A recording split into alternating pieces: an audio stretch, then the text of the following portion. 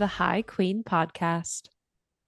Prepare to embark on a journey through books you'll fall in love with, as well as the leading ladies who inspire our own stories. Our friendship blossomed from pageantry to page turners, sparking a desire to show other women that they too can be their own main character. I'm Miranda, And I'm Autumn. and together we'll lead you through books of all genres, from epic fantasy series, romance, all levels of spice, even to autobiographies of real life heroines. We are some passionate bitches, so remember, this podcast is rated R and prepare your ears. It's time to celebrate the heroines who redefine what it means to be brave and bold. Grab your books, beverage, and bestie, and crack open that book to page 224. And let's do a little early morning check in with each other. We went from recording into the wee hours of the night last episode to butt crack it on, not quite that early, but early for this I one. know our last recording, we were up till like midnight my time, and I laid down in bed and I was like wide awake, And then I stayed up stimulated. after. Yeah, I was doing other things afterwards because I'm like, well, I'm up. I know. And I was like, I can't fall asleep. My husband's like, well, you did just have 3 hours of stimulating conversation. So, yeah, I think you're going to be a little awake. I'm like, ah. So yes, glad to be, we're back in the morning with our coffees. We're back. My check-in is real quick. Okay. My house has never been so deeply cleaned. Actually, that's a lie. The last time it was this deeply cleaned was also when I was going on vacation, because apparently it's the only time I deeply clean my house from top to Then it's bottom. clean when you come home. Yes. Well, that, and we always have a dog sitter come stay in our house with our dogs while we're gone. Dog/house sitter. And so we also don't want to be embarrassed. Relatable. Like, let me clean every surface of my house, every inch that I only clean when you come to stay here. Like That's my hilarious. sinks. How often do you clean a sink? I mean, maybe listeners, you're like, girl, all the time. And I'm like, not that often. Yeah, probably not as much as I should. And you know what, guys listening, you probably don't do it as much as you should either. So don't judge us. Don't judge. So it's fine. that's my update. I leave tomorrow to go to Disney. Yay! And then I come back and I have like 5 straight days of Miranda time. So I couldn't be more excited. And I keep forgetting that we're getting a tattoo in a few days. I'm like, I know. oh yeah.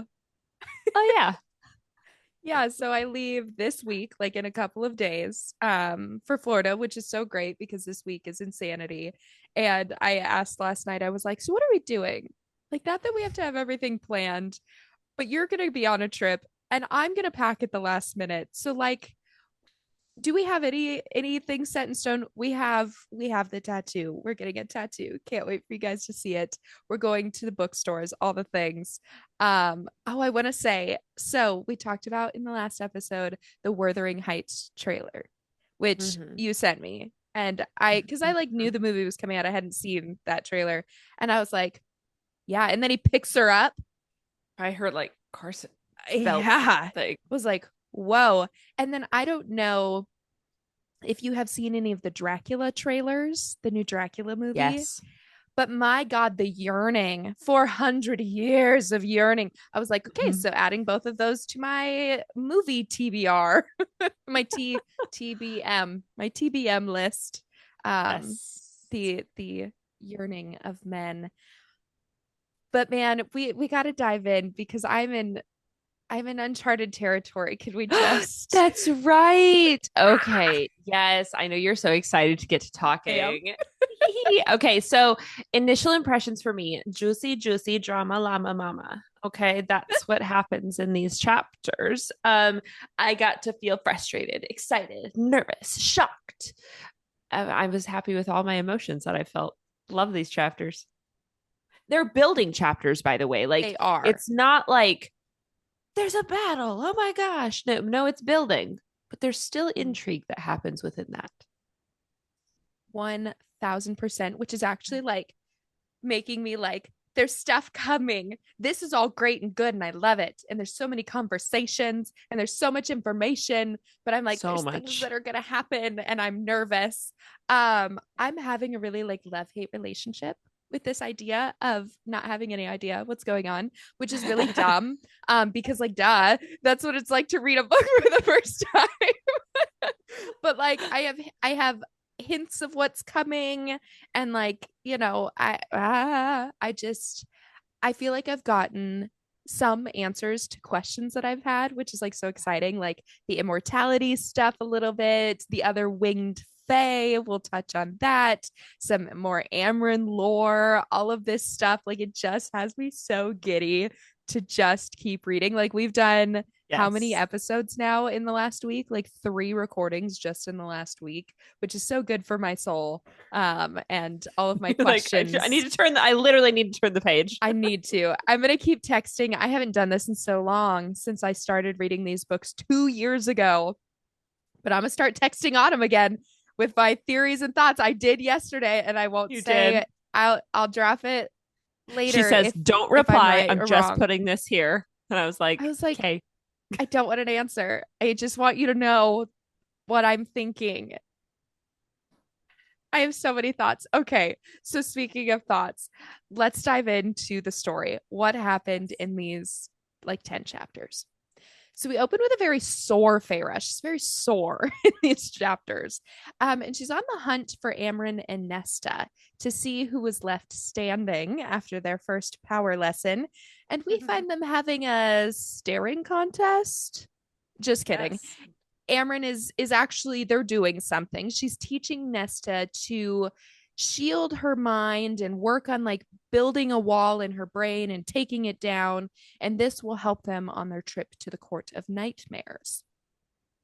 Feyre tries to slyly ask about monsters within the capital P prison, but to no avail. Amryn is not having any distractions. She's like, girl, bye, go away. Okay. So, heading to bed before her trip to the prison and the Hewn City all in one day, Feyre has a nightmare. And this is the first that we see, or at least are let in on, in a very long time. This time, she's under the mountain in her dream, but so are Nesta and Elaine, both being tortured, brutalized, looking like Claire better. And then we hear a laugh, and we look and we see, and there's Rhys, wings out, wings and all, being led to a bedroom by Amarantha. Ugh, just gut wrenching. Rhys thankfully wakes her up, reminding her to breathe, comforting her through this fear, as Feyre reminds herself they survived under the mountain.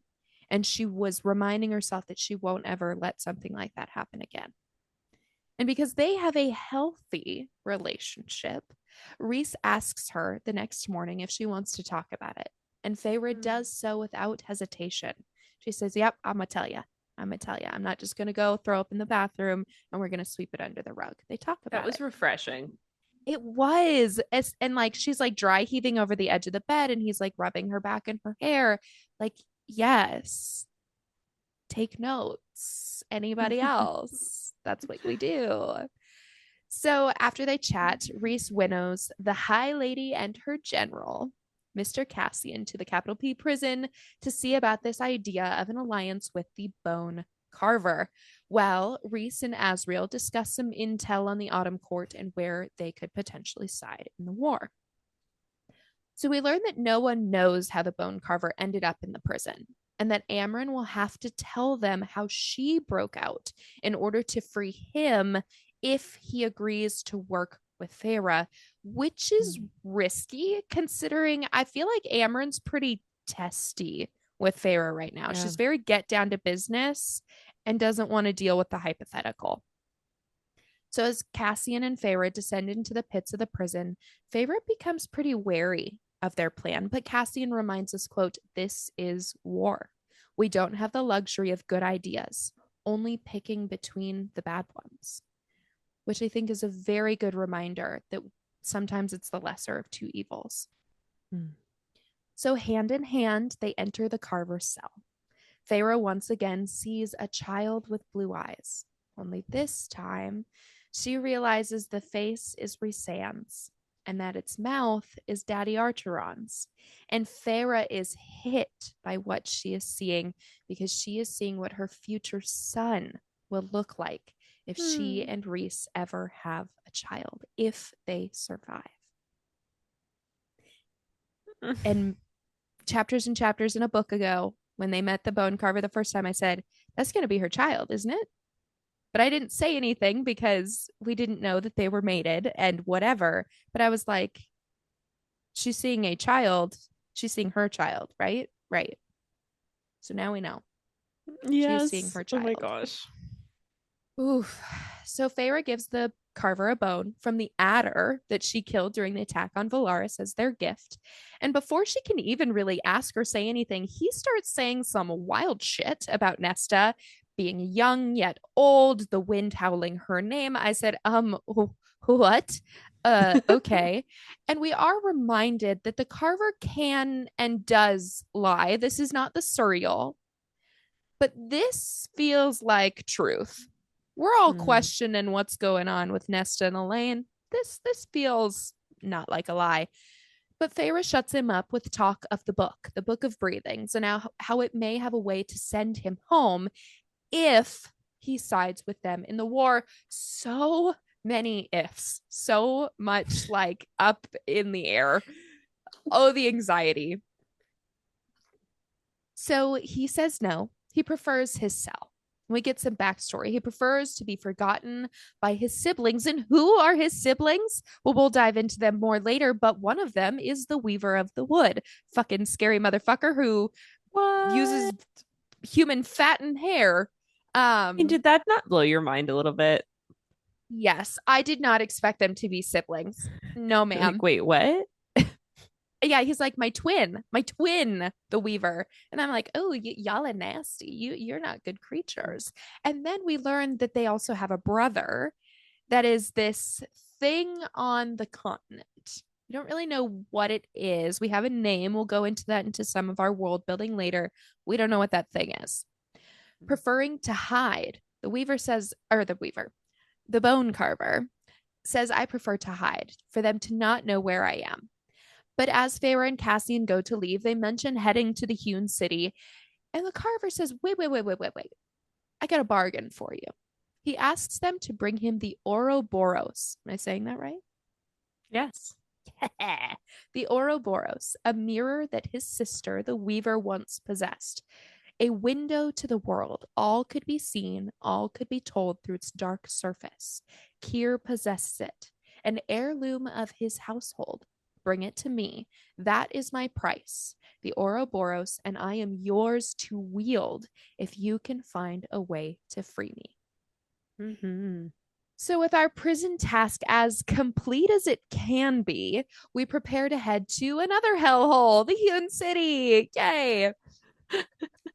Before leaving, they go back to Valaris.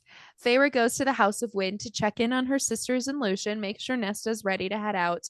And thankfully, we find Elaine out of her room and in the library with Nesta, and she made that decision. Although she still looks rough and is cryptic, she's speaking about seeing far and hearing heartbeats through the wall, a bird of fire, waves crashing. And we go, is she going crazy? And Nesta and Feyre both watch Elaine closely, clearly afraid that she may be, and she may hurt herself, throwing herself potentially out the vast windows that are in front of them. Thankfully, they are locked. But despite her riddles and depression, Elaine did make the decision to leave her room and did try to eat a little bit. So maybe some progress, some hope there. Nesta and Feyre head off into the library shelves to chat when Lucian comes in, stunned to find Elaine there. So he tentatively asks if she needs anything. It's soft, it's concerned. He doesn't know that Feyre and Nesta are there. She throws up, one of her shields to block their scent. And Feyre slips into his mind, where we quote unquote hear their conversation and his thoughts simultaneously. It was kind of an interesting little POV moment. I appreciated it. And as they chat, Elaine finally looks at Lucian while he's talking to her. And in his brain, he says she was the most beautiful female he'd ever seen. And her eyes were the brown of a fawn's coat. And he could have sworn something sparked in them as she met his gaze. But after some more awkward conversation, Feyre decides, all right, enough is enough. She takes down the shield and allows Lucian to now know that they are there.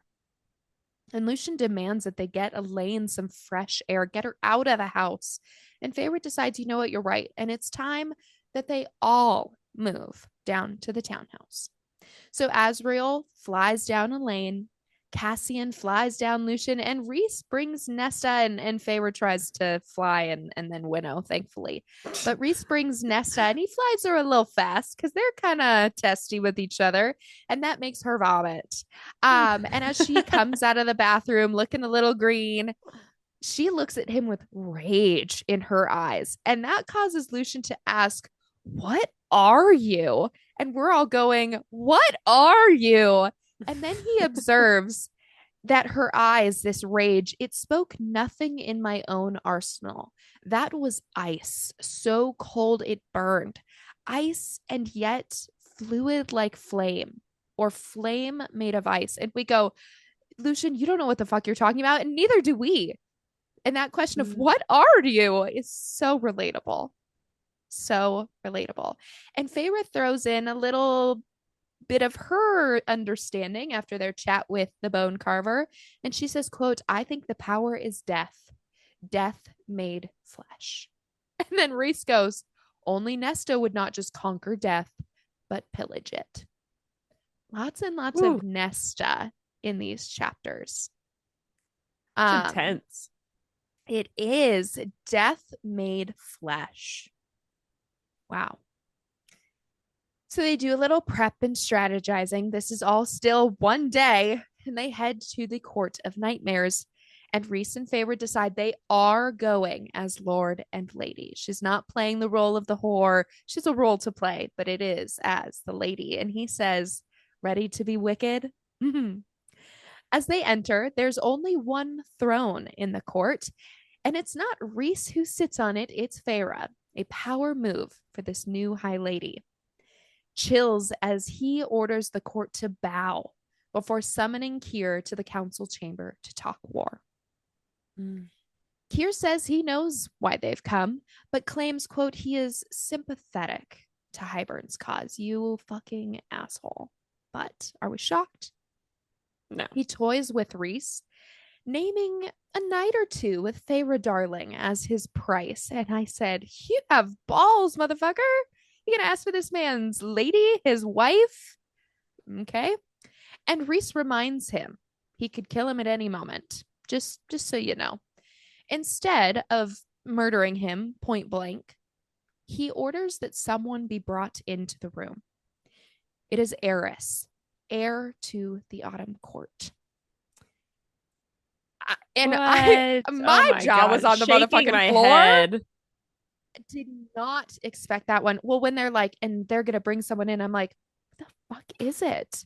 Who are they? What? Who? Not Eris, but it's Eris nonetheless, with the promise of a formal alliance once again between the Court of Nightmares and Autumn. And if you think back, the last time they tried to do this, it was to marry Mor off to Eris, who's sitting there. Mor, who had no idea. Mor, who is stunned, as she should be. But Keir still refuses. He wants more. His price is freedom. He and his people want access to Valaris. Access to the one thing that his daughter has that he doesn't. And my heart breaks for Mor, utterly and deeply hurt by Rhys for even entertaining the idea, but Rhys agrees on certain conditions. And after Keir leaves, we learn more about this deal with Eris. Man, he is smart.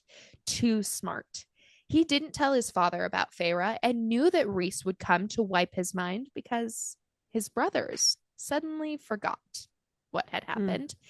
And Eris catches Azriel spying. and instead of turning him into his father, decides to align himself with the Night Court in exchange for the Night Court supporting Aerys's bid for the Autumn Throne. He even says, "Why don't you just go kill him for me right now?" And Rhys is like, "That's a little too messy. Let's maybe not do that, but fine. We'll back your claim to the throne." So when they return home, Mor is furious. She's shouting at Rhys, why, shoving him, bawling, I mean, sobbing. And you can tell that he feels awful. His throat bobs, but he isn't perfect. He's doing his best. And think back to that quote that I brought up that Cassian said earlier. And Rhys says, "Aerys found Azriel. Our hands were tied. I made the best of it. I'm sorry."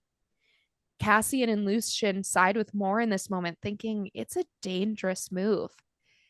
But then Mor makes it clear that what truly hurts, not so much is Aerys, but rather allowing Kyr access to Velaris. And we said, girl, same. After the attack on Hybern, this is her home, their home. It's our home. We love Velaris. Not again. And in her hurt, Mor drops this line. If Amarantha were alive, if she were alive and I offered to work with her, even if it was to save us all, how would you feel? Rhys says he'd take any chance to defeat Hybern, even if it meant moving on for what happened under the mountain. Later, though, privately to Feyre, he does reveal he wouldn't do that. He'd kill Amarantha on the spot, which I was a little like, what? But thankfully we get that clarity later. Now, in this argument between Mor and Rhys, Amren steps in. Remember, she's number 2 for a reason. She steps in between Rhys and Mor as the voice of reason. She promises to Mor. She says, "I will hunt down and butcher Kyr and Aerys after the war if that is what you want." And she says she will not allow Kyr to poison Velaris. And Mor believes her. And I think we're all inclined to believe that promise. I feel like, yeah, she'll do that. And while still hurt, Mor seems to accept the necessity of the situation they are in. And then Cassian brings up the mirror because he wasn't in the Hewn City. He stayed back to protect the house. And without thinking, they kind of begin to discuss it in front of Amren, who, remember, doesn't know that they went to the prison. And because everyone's being open and honest now, Rhys tells her straight up, he said, we needed the Ouroboros for the Bone Carver. And Amren is pissed. She's like, what the fuck? And you didn't tell me? Why are we not telling each other things? And to add fire to the flame, Rhys presses her, like they're just going full force. He presses her about how she escaped the prison because nobody knows. And he reminds her of his promise that still stands. Help us. And after the war, we will use the book to get you home. So Amren reveals how she escaped by making herself lesser. Quote, "To escape the prison, I made myself mortal. Immortal as you are, but mortal compared to what I was. And what I was, I did not feel the way you do, the way I do now." She had to let go of who she once was to trick the prison into not recognizing her. So to get the Carver out, he must also be bound to a Fey body like her, make himself unrecognizable. And fearless Nesta asks what we have been wondering for 2 books. What were you? And she finally gives us an answer. A messenger, a soldier assassin for a wrathful god who rules a young world. And just as she's about to give us more backstory, Elaine appears down the stairs. And Elaine, come on. I know. Like, I'm proud of you for getting out of bed. But like, we were getting something. Wait, 3 more minutes. Seriously. But you have to remember, like, Feyre had the shield up so nobody could hear. So, like, Elaine didn't know they were there. She stumbled upon them. And Elaine is still cryptic as all hell. Speaking of someone crying, she can hear someone crying, someone changed like her. Quote, "Everyone thinks she's dead, but she's not." And I said, excuse me? Feyre and Nesta assume she's gone mad. But Azriel studies her very carefully for a moment. And then, poof, winnows away. And I said, what does he understand that they and we do not? And I'm sitting here racking my brain. I'm like, everyone thinks she's dead, but she is not. The only person I can think of is Amarantha, that is a dead she. But I'm like, Azriel, he's connecting something within her potential insanity. I found And that to be Lucian, so like clear, but not like, right, oh, something's up. You know something. What do you know? right, You're gone. Okay, clearly it was important because you just disappeared. right, right. I was like, so she's not, I mean, she may be insane, but she's got clarity as well. I, yeah. Okay. Well, Feyre and Nesta, they assume she's mad. Like, what else do you assume? And Lucian looks at Feyre and he goes, yeah, Sorry. Luna, Ginny, they agree. They also agree. I'm gonna mute myself. Oh, our fur children. So Lucian asks Feyre, can you please just have a healer come examine Elaine? And please tell me what they discover, or if he can help her in any way. That night, Feyre crawls into bed and she cries. And honestly, same. What a day. Prison, sisters, Lucian's mind, Hewn City politics, Amren's reveal, Elaine's riddles. This is all one day.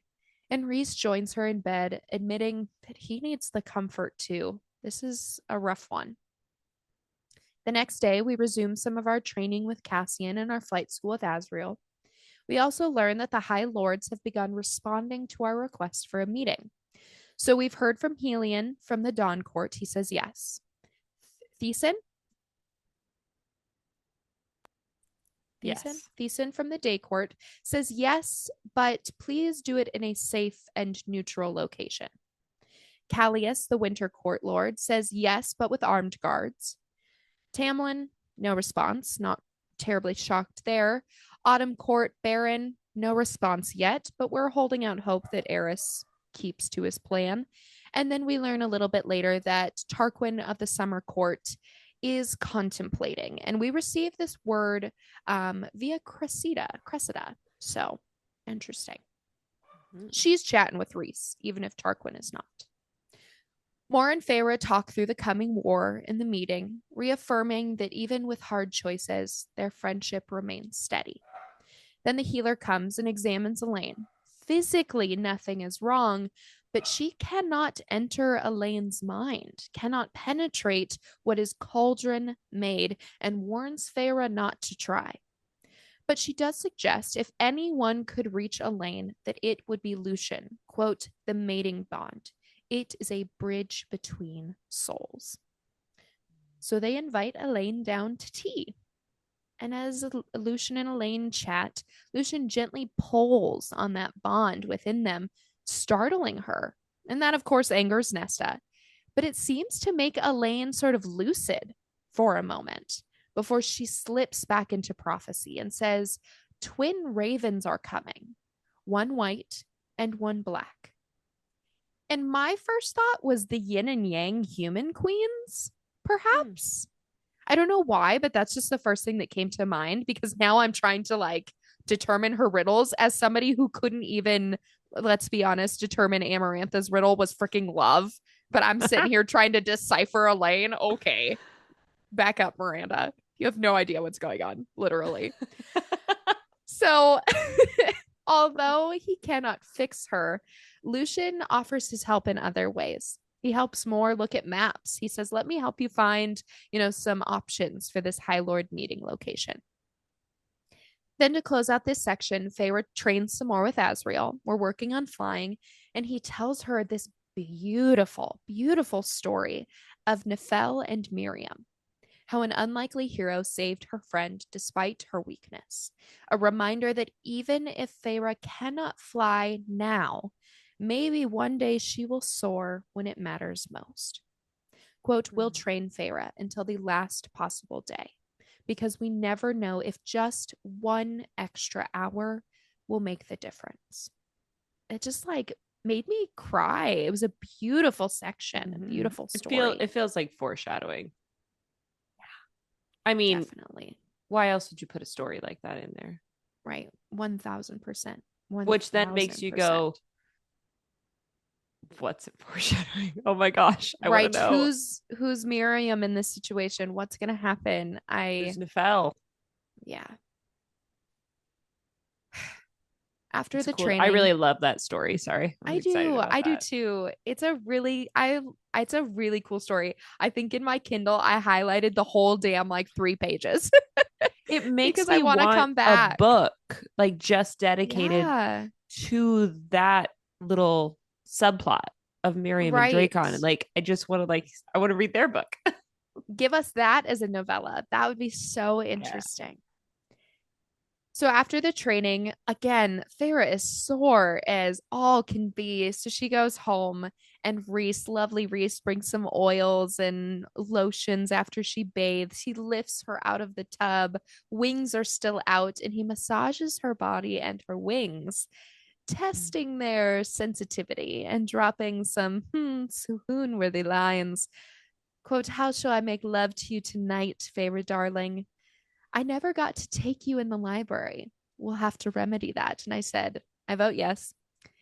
And then after he That makes plays with, two. I, that makes a fandom.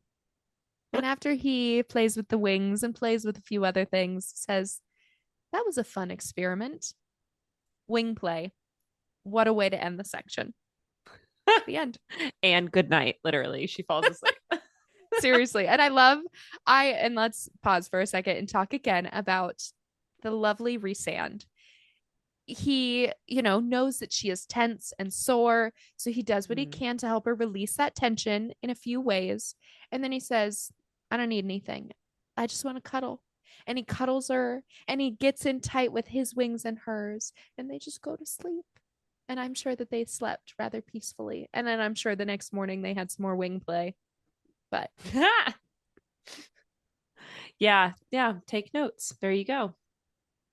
wing play. Yeah, because we can all figure that one out. I'm like, Okay, where's so my wings? we have some intense world building in these chapters. Yeah. So we're going to dive right in there and we're going to start with the capital P prison. Okay. There was life here before the High Lords took Prithian. What existed? Old gods, we called them. They ruled the forests, the rivers, the mountains. Some actually were those things. Then the magic shifted to the High Fae, who brought with them the cauldron and the mother along with them. And though the old gods were still worshipped by some, most forgot them. Which makes me go, are they still here? Can we ask the rocks and the trees to fight with us? Hey. Given Hello. Lord of the Rings. Now, Yeah, huh? 1000%. I do think this is very interesting because we've got some timelines here, right? Like we know Amryn went into the prison before it was split up into courts. Yes. And she's 15,000 years old. Right. Okay. So then we learn more that we're learning all this from the Bone Carver, but then we learned a little bit more about him. And we learned a little bit more about these concepts of the old gods. So legend says that he was an old god and he can take out hundreds of thousands of soldiers in just one breath. Okay, well, that's intense, but also someone to have on your side, not the against Bone you. Carver is one of potentially those old gods. That's interesting. Okay. Says he wants to be in the prison. Like he wants to be there. He feels safe there. Do you think I let them trap me without good reason? The Bone Carver seems to think that he came from another world, and that world is nothing but dust and like dust on a plane, I think is what he says. And he does not wish to return there. He's actually been in Prithian for tens of thousands of years before Amryn. This is a I very, very old world with an intense history, and we're seeing a piece of it. give me the So, timeline. yeah, well, we're going to have to probably create it ourselves, like literally write it out and write it Girl, down. I'm gonna do it. I'm gonna need it. I'm going to need you to do it. That would be great. Now, the Bone Carver goes on to drop some more lore. He has siblings. He actually has a twin sister named Striga. But how do we know her? We know her as the The Weaver Weaver of in the the wood in Wood. the middle that Feyre goes to take the ring from. Remember all that human hair and flesh and human fat up the chimney? Yeah. So Well, gross. that's because the Weaver, his sister, found a way to eat life itself. Why does she do this? To stay young and beautiful forever, thanks to the lives that she steals. Now, before she was confined to the middle, she used to have a black castle with a collection of mirrors in it that she used to admire herself. This is a very vain creature. Mm. And one of those mirrors was the Ouroboros mirror.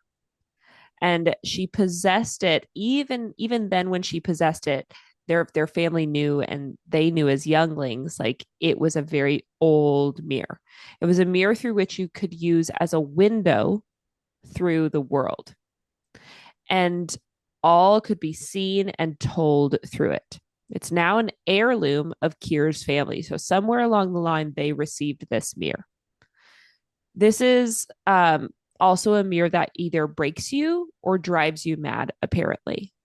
And Mm. I'm not going to give away um, anything from any of the books. I'm not going to give away anything from any of the other Sarah J. Maas books. But what I will tell you is I read this and I went, I think I've seen that mirror. Mm. And it's not a confirmed theory. It's not anything like that. It's just literally rereading this book again. I went, where I have I think seen I've this? Why does this feel interesting. so familiar? So I'm going to keep this as a note for me for when we go read the other books for us to come back to because I Yeah. had not noticed it. And I want us to all pay attention to this and then, like, maybe come back to it in a few months. Interesting. I genuinely It's the don't know, but same I'm like, description. It doesn't mean it's the same mirror. It's just like very but similar I'm description. thinking if it's a window through the world, you're see, I don't it's like know. Could be. what's the cabinet in Harry Potter that moves you from one place to another? Oh my God. Dear It's gone. Lord. It's not in my brain anymore. Yeah, but but I'm thinking like Wow. something I'm like actually that. like a little embarrassed right now that I cannot remember the name of this cabinet. But there's the two halves. In order to see through to the Yes. other side, there's another one. So somebody has the other one. Maybe that's what drives you mad, seeing someone else through it, not yourself. The vanishing cabinet. There's a better name for that. Yes. There isn't there like a fancy name for it? I thought so. Maybe there's not. Maybe it is just the vanishing cabinet, but same concept. So interesting. Okay, I'm gonna try to keep that in the front of my brain while we Yeah, I just thought continue it to was read cool. It's fun SJM. to reread stuff. Now Yeah. they have another sibling, the Bone Carver and the Weaver. They have an older brother, and the older brother of is confined and bound to a lake on the continent, and that's all we really get about him. We know that they all have immortality in the apparently more true sense of the word. They are Mhm. death gods. You are immortal, he says to Feyre, or long lived enough to seem that way. But my siblings and I, we are different. The two of them, meaning Cochet and the Weaver, stronger, so much stronger than I ever was. So the okay, let's just put this into perspective. The Bone Carver can Mm. kill hundreds of soldiers in one breath, but the Weaver and Cochet are stronger than him, so much stronger. So I'm thinking it's time to go back and see the Weaver of the Wood. As terrifying as that sounds, because if motherfucking Highburn gets their hands on, I mean, at least if we get the Weaver and Highburn gets Crochet, they can go at it. and then the bone carver can take care of the rest. But I'm like, we Like, might want ugh. one of them. We might want one of them on our side. That's so intense. So Very. intense. Okay. And that, I think this also answers your question about immortality, because who else Yes. says that they have this version of immortality, the true sense? Amryn. Well, she used to, at least. And then I go, are you a god? Are you also a god? You have the Right? Are you same an old version? god But she says she was not. She was a messenger. She of another worked god? for a different god. I'm like, Yes, which I'm like, were you, and we can get into it when we get to Amryn, but I'm like, so were you created to be a soldier, a mindless, feelingless, whatever? We can go. it's We'll fascinating. dive into It's that more. It's fascinating, right? so fascinating. So much lore. Okay, so one more piece of lore when it comes to these death gods of the Bone Carver, Weaver, and Koshie. They were actually bound to their areas, with a Weaver to the middle, Koshie to the continent in the lake, by a warrior female whose lineage can be traced back through a human line. No one remembers her name. That part. Anytime there's Lame. not a name to give it, I'm like, who? Okay, that feels. Are we going to find out? I don't know. No one Hmm. remembers her name, but I do. The Bone Carver knows her name. Of course he does. He I ain't want to gonna know. drop that Just yet. tell. Just tell us. He Just tell likes us. Damn it. names. Okay. Nesta Feyre. And he says, I do, and she would have been my salvation had I not made this choice long before she walked the earth. Salvation. Had he not chosen to go into the prison of his own accord, he chose to let himself be trapped there. He would Hmm. have been saved Hmm. by this person. Very interesting. Maybe just what he means is he could have just remained free because she would have bound his siblings that he was afraid of. Right. Maybe that's all I that don't means, know. but it's very intriguing. Um, it says she tried to kill them, his siblings, but couldn't. They were not killable. She could only contain them. So the bone carver knew this, purposely found his way to the prison to protect themselves. His siblings were bound, and they forgot he existed, and he likes it that way. All of this, I mean, did I kind of just reread his entire monologue to you? In some ways, but It was it's necessary. very cryptic. And so I felt like if I broke it down into little sections and categorized it, it could be easier for us all to consume, because Hmm. he speaks in a very cryptic way. So you're reading all of this, you're trying to absorb it the first time. You're like, what the fuck did I just take in? I don't know.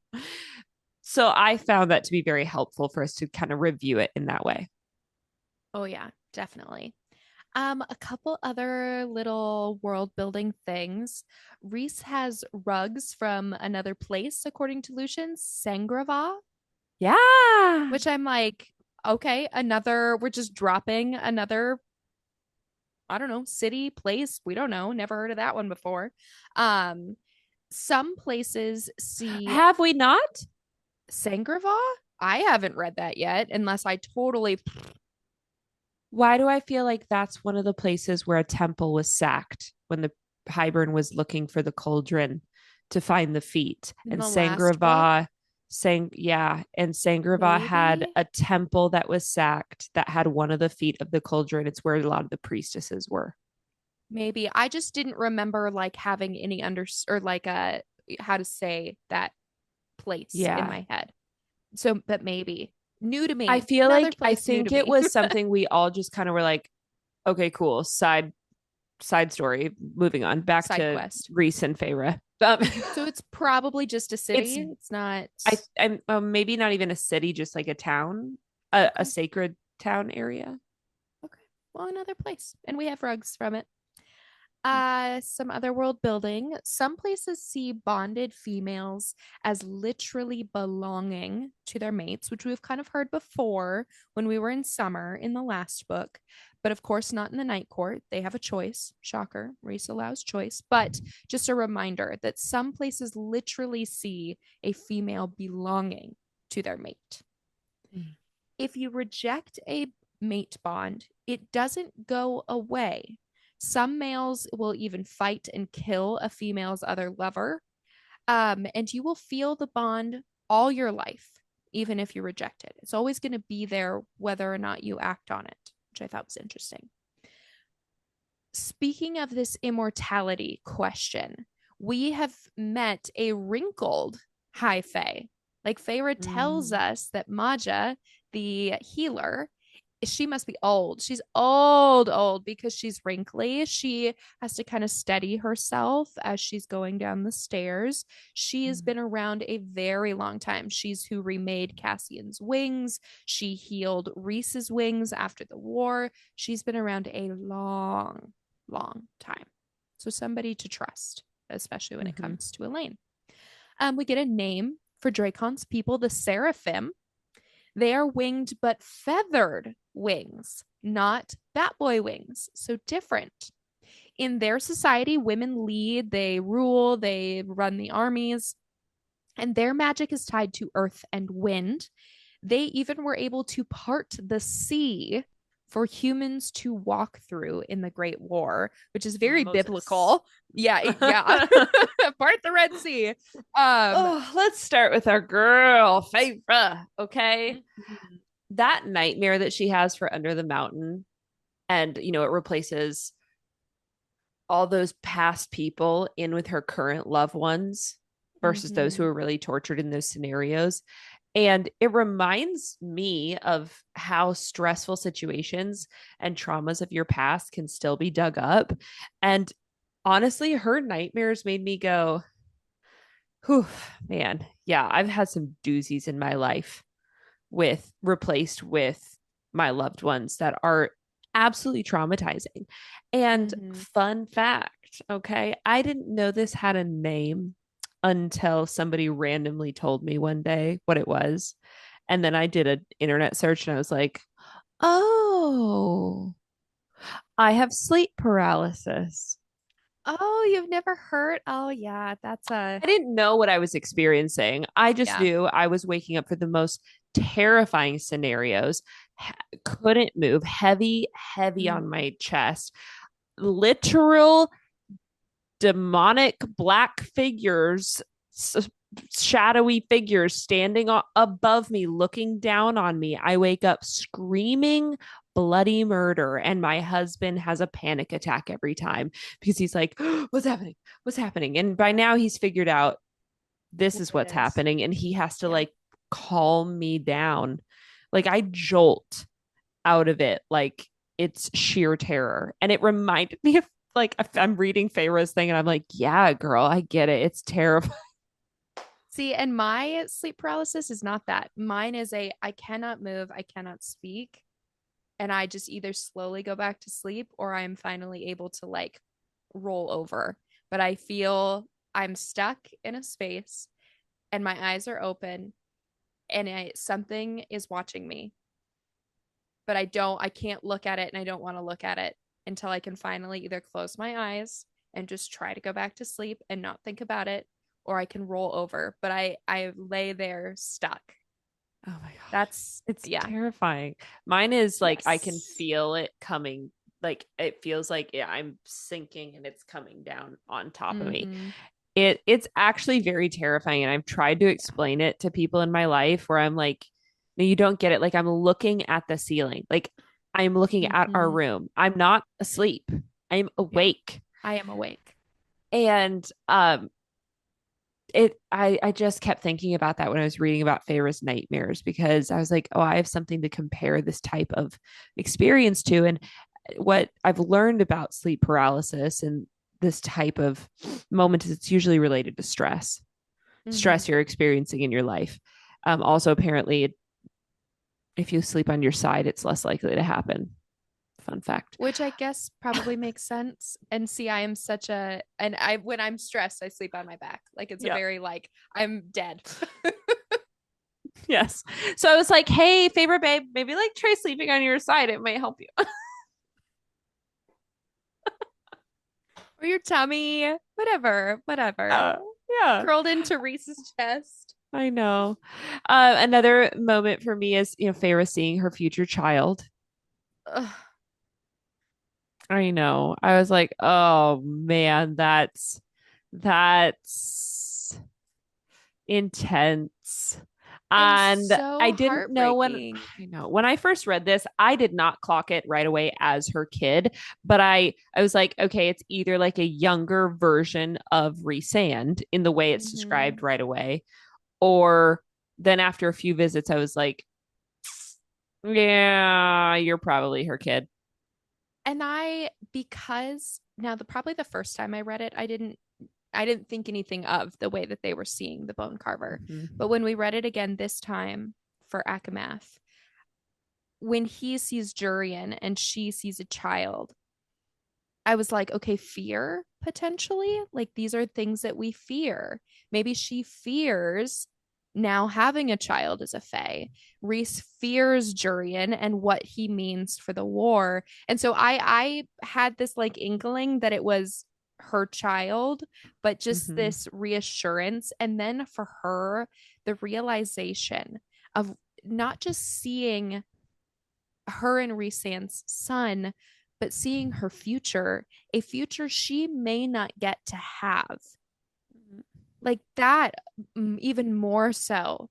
I can't imagine like looking at somebody and seeing your future in front of you,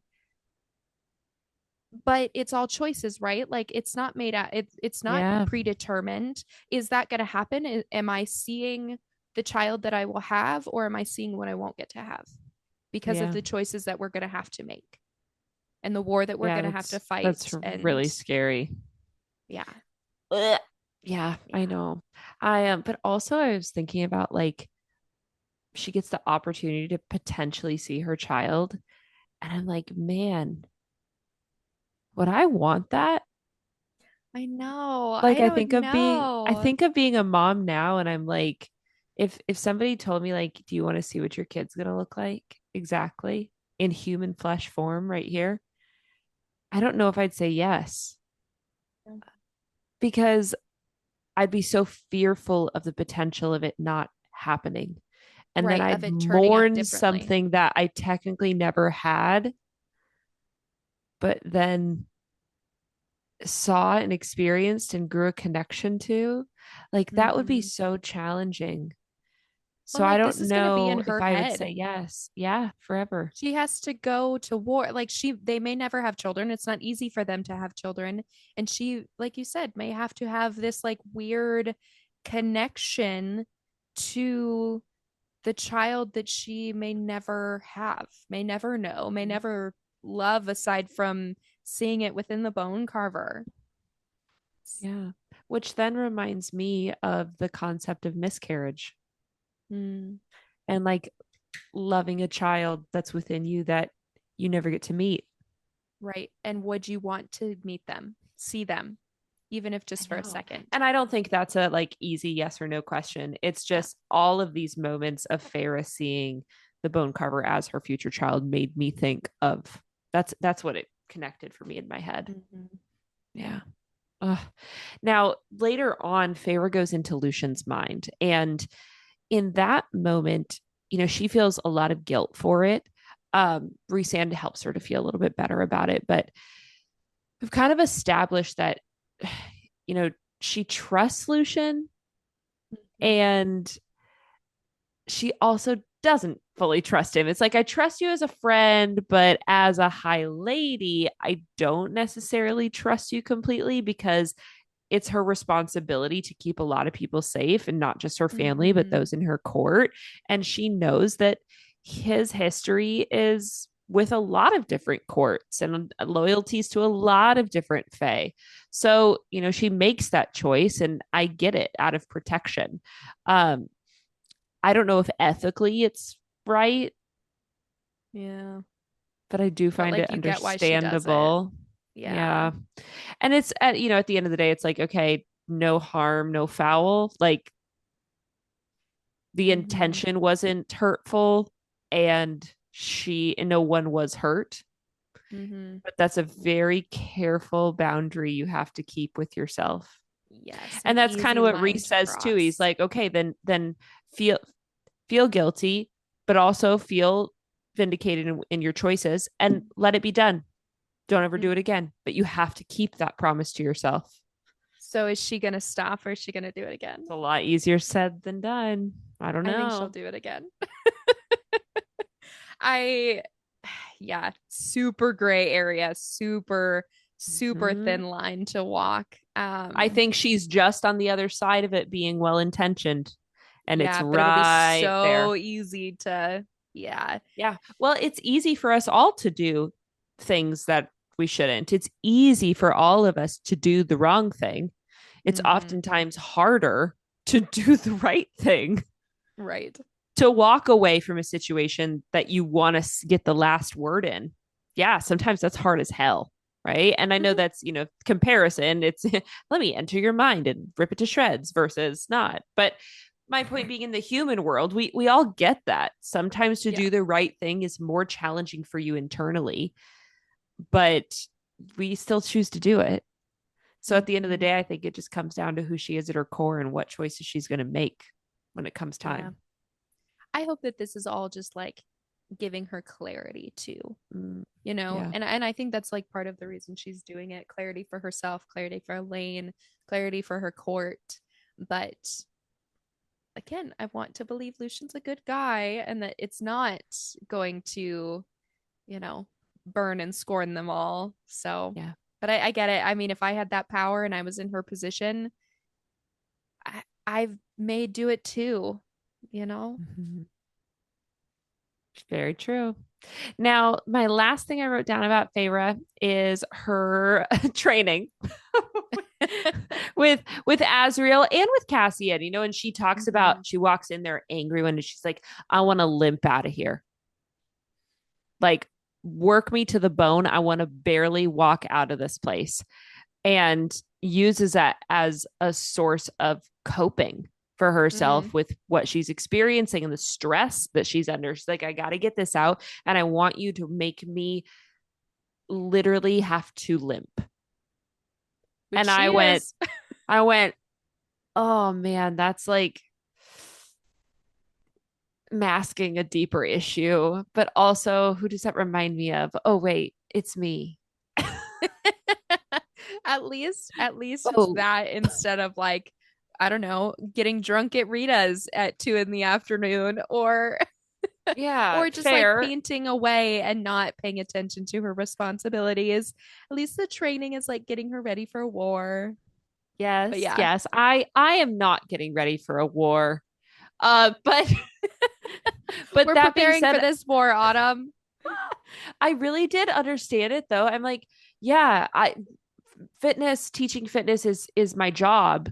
But when I tell you there is something inside of me, and that I know not everybody feels this way, okay, respect, I get it. But when I am working out, there's something about the pain of it that I'm like, Mm, yes, feed me more. it's a good Eh, release. yeah, I just like to torture myself a little bit. And there's this song. I Is it I a don't Taylor know how Swift many. song? No, I don't know how many Oh, people okay. are gonna get what I'm saying here, but the lyrics are pain without love, pain can't get enough. Pain Pain, I without like it love. rough. Pain can't get enough pain. Such a good song. Okay, I like listeners, it if you rough. don't know that song, you gotta go listen. It is so good. I Cause was I'd a rather little worried. feel I was pain like, than nothing at nothing at all. all. Yeah, it's by 3 Days Grace. Anyways, that's what I was thinking of during that, and I related. Yeah, it's a good song. I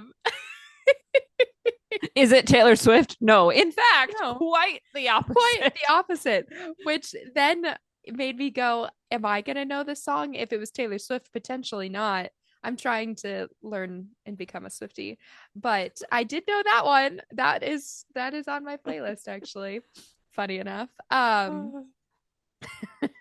Speaking of her training and her working with Cassian and Azriel a little bit more, her and Cassian holding hands in the prison was just so heartwarming to me. That Mm. friendship, that like brother sister bond that they have, and that they needed each other in that moment. I just thought was so beautiful. And then Asriel, she wonders, would he be a better fit for Elaine than Lucian? Could Mm, he be the person that, helps her heal and finds her way in this new world?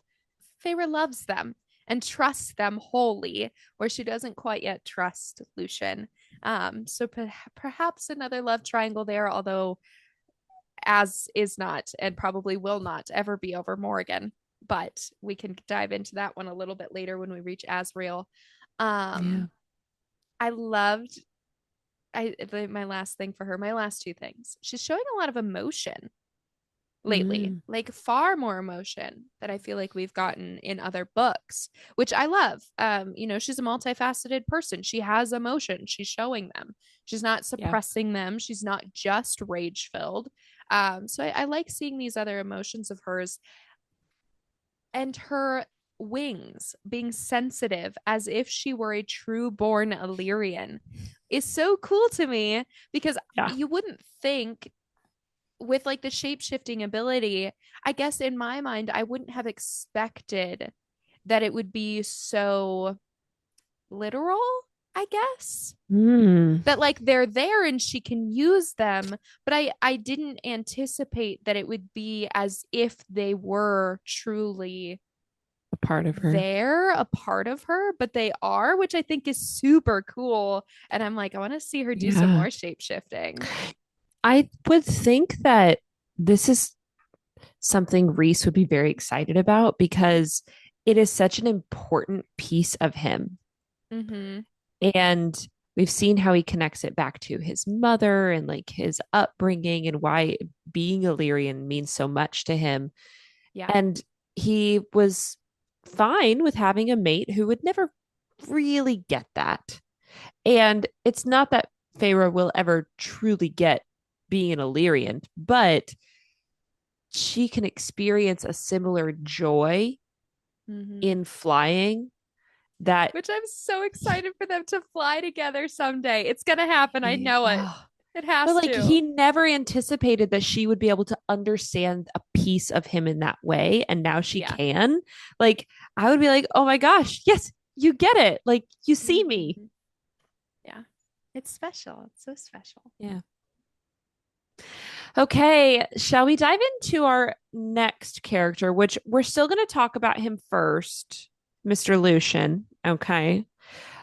But eventually we'll probably start like switching him back to later on the list, but right now I'd still say we got quite a bit to see from him when it comes to these chapters. And Yes. Feyre, we talked about her seeing through his mind, but what I focused on within Lucian himself is the fact that he holds no feelings of love for his family. He was so willing to give up that, like, yeah, sure, here, I don't care, here's all this Mm-hmm. information about my court in the autumn court and my family, gives it to Reese without any sense of hesitation. And Yeah. then No I guilt. like this, looks around at all the furniture and everything. He's like, damn, Reese got some good taste in decor. Like, Mm-hmm. takes time to think about that, gives him a compliment. Like, okay, yeah, your place is like really nice. Love that. And we the high court, the inner circle is not what he thought he was going to find when he went to Valaris, but it is the version he thought he would get when he went to Tamlin. Like he Mm-hmm. his perception of the night court is evil, but then he goes and he has a reality check. Like, oh, they're like family. They're really connected to each other. That's what I thought I was going to get when I went to the spring court. That is not what I got, but it does exist. Here it is. Mm-hmm. And I think that probably adds to like his lack of guilt, I guess, that he feels by just sharing information with them so freely. I feel like this is a family. Feyre was looking for a family, and so is Lucian. Lucian was Mm-hmm. looking for it in the spring court with Tamlin, and instead he got a boss, like a Yeah. friend boss, but a boss. And here I think he can see that family, that connection that he's always wanted and never got as the seventh son and as the emissary to the spring court high lord. And so he's just kind of like, yeah, I'm gonna help. I'm gonna help the inner circle. I'm gonna help Elaine because at the end of the day, ideally, this all helps Elaine and gets him closer to her. Mhm. And again, I just hope that it's all real and not a show. There's like a Yeah. piece of me that's so conflicted. It's just a little piece, but it's still there. It'll probably be there until, I don't know, something, maybe like, I guess I don't know if Lucian will go to this High Lord meeting, but I'm like, if he does and he kind of dismisses Tamlin, I don't know. I need something. I need that like final piece to click into place for me. You're like waiting for the other shoe to drop. Definitely. Yeah. Yeah, yeah, I get that. Something else that intrigued me about Lucian, and I haven't brought it up before, but now it's the third time that we get a mention of his golden skin Mm. being slightly a few shades darker in comparison to his brothers. This is the third time we've read this, and I pass over it easily the first time when we're getting a description of him. We're Mm-hmm. like, oh, okay, let me figure out what that looks like in my brain. And then the A second tan time, I'm redhead. like, okay, maybe she's just reminding us of what he looks like. Mm-hmm. Now we get the third time, and it's very explicitly compared to his brothers because Feyre's meeting his brothers in a more intimate, Intimate. Yeah. scary kind of setting. Yeah. Okay, she sees them under the mountain, but a girl's got a trauma block. She's like, I don't, everything's hazy. I'm Okay. not looking at how tan you are. Yes, yes. And so I just found that to be very interesting. Like, why do we keep bringing this up? Why are we comparing it? Let's watch Yeah, for that, I guess. for sure. Speaking of his feelings, Lucian and Elaine, um, he wants to, within his mind, when Feyre's in there, he wants to touch her, smell her, taste her. And I was like, Mm-hmm. well, that sounds like a bond to me. Um, he says that she's still beautiful despite her despair, her lack of joy. But I find it so interesting that while he doesn't feel guilt for helping the inner circle against his family, he does feel guilt and betrayal and shame, knowing that he once thought the same things about Jasminda that he now thinks about Elaine, thinking that she is the most beautiful female he'd ever seen.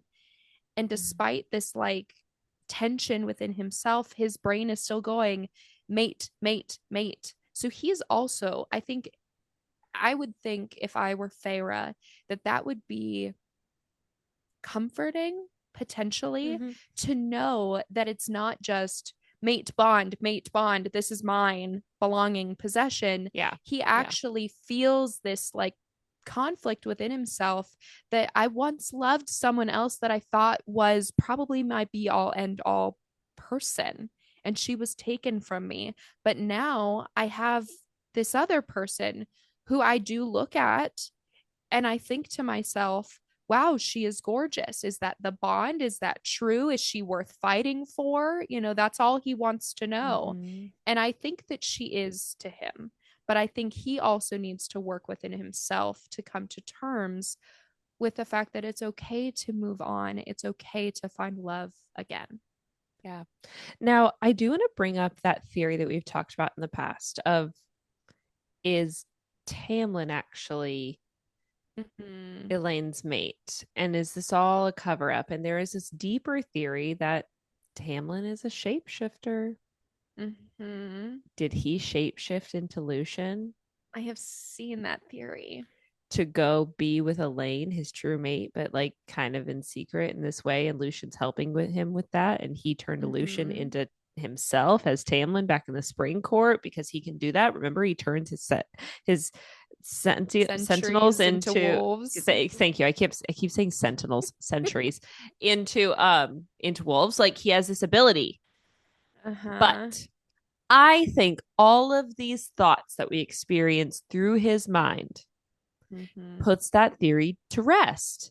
Like I agree. I these are his agree. internal thoughts, his private things from his childhood, from his And does Tamlin youth. know? that Not Feyre's a intimately Daemati. like this. He No, also doesn't know that Feyre would be in his mind. If it was no. Tamlin, he does not know that Feyre can do this because he's blind and not Yeah. paying attention.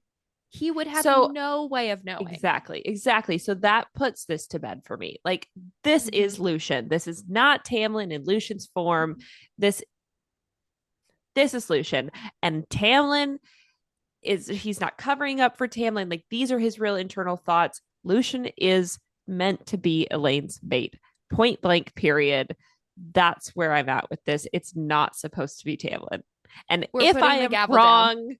if I am wrong in future books, then better tell me why, because Right.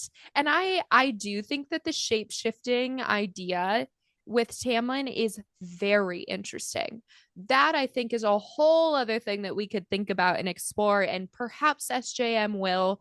Perhaps Tamlin is just not as smart as we want to give him credit for, or not thinking far enough oh, I ahead. could do that, huh? Right. Maybe he's just not thinking that far ahead because he doesn't seem to play the game quite the Yeah, way yeah, yeah. others do. But yeah, I agree.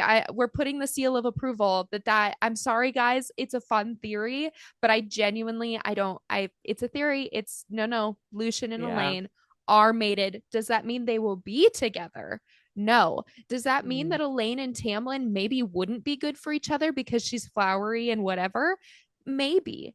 But right now, this is Lucian, this is Elaine. He is really here and they are really mated. yeah. So Well, they're mates. well, Mates, yes, mated. Mace. Yeah, yeah, we knew Mates what you meant. haven't made the decision. Yes. Yes. They are bonded whether they choose to pursue that bond or not. Um and I want to giggle really quickly about Lucian before we move on to his terrifying brother. Is him realizing so many things within his life he thought was myth. Like he's also old. He's not as old as Reese, but he's also old. He thought Mhm. Amarin was just a bedtime story. I mean, he knew Holy she shit, you're wasn't, but real. was. And then he realizes that the prison is real, that it's not a myth. So I'm like, so who does know about the prison?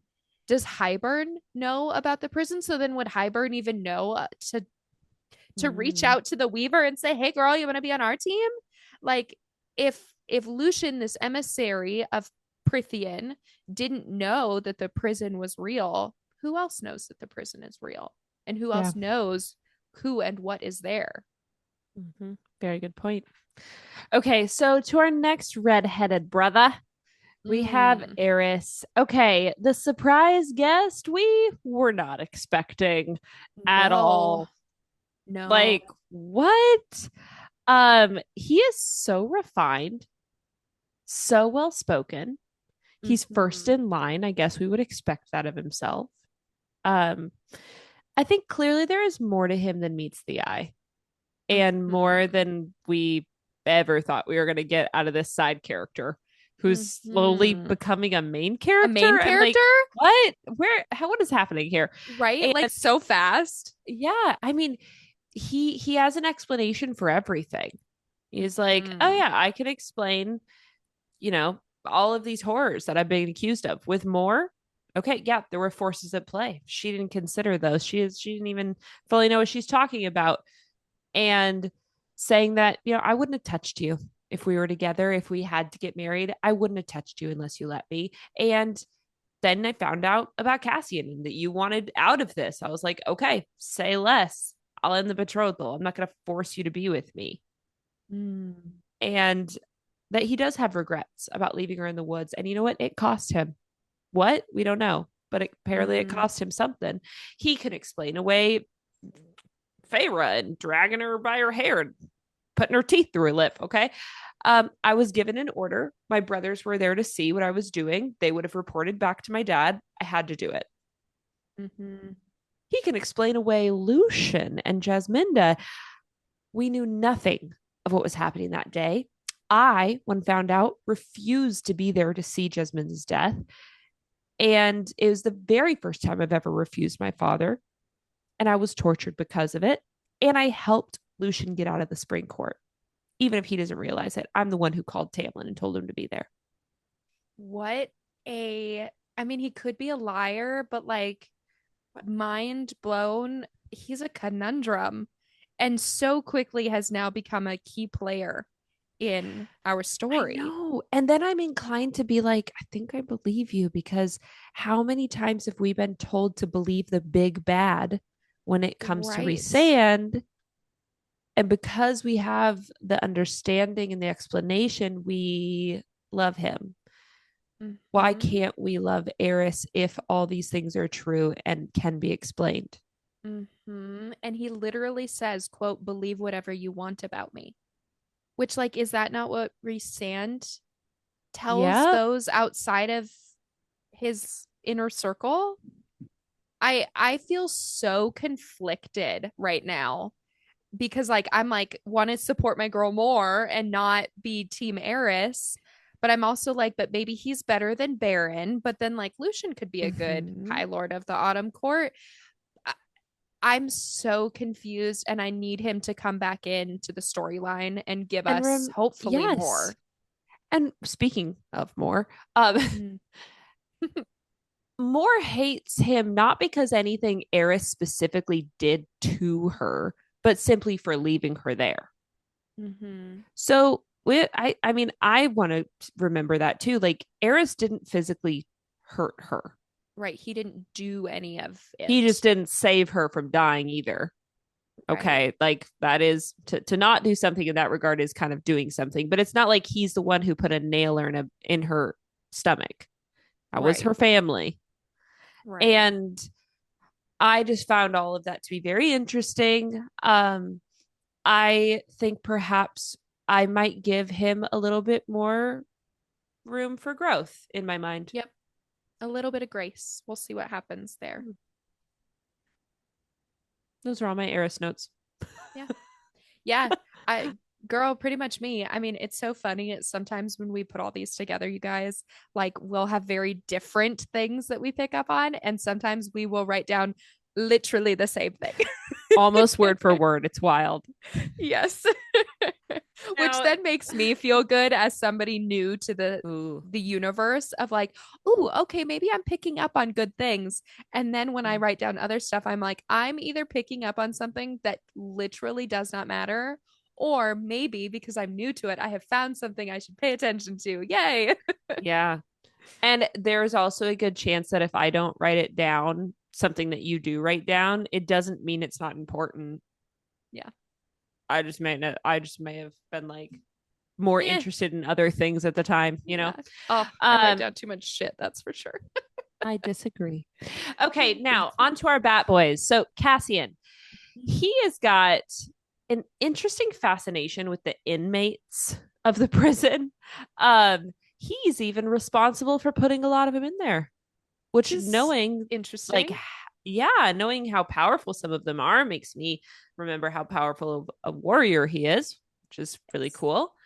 And Feyre asks him, as they're talking about being frightened when they're in the prison, Mm. he's like, yeah, I put a lot of them in here. Let's get the fuck in and out. Like, I don't want to be in here. Okay. And then Feyre says, speaking of being frightened, are you frightened of Nesta? Oh, I love this line. Mm-hmm. I'm a warrior. I've walked alongside death my entire life. I'm not afraid of her, but for her. Nothing about her would frighten me. And I was like, Mm-hmm. I I know love that you. the end of that, nothing about Nesta could frighten me. Yeah, yeah. Oh, he loves her. He loves He her. loves her. He loves her. And I love that she's loved and not because he wants her to be someone different. Yep, He he loves loves her this like for her. scary, angry creature Yep, who has been described potentially as death.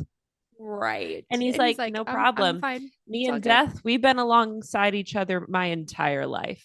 Which At this maybe point, makes him death the is my perfect friend. person. That makes him the perfect person for her, maybe. But I'm also like, if they had a mating bond, wouldn't we know about it? Or would Cassian just not Well, say? have we not already been clocking a mating bond I potentially think from so. Cassian? And And who felt it actually, first with Rhysand and Feyre? that is true. Lucian also first between maybe they And don't catch it as quickly and because they're made.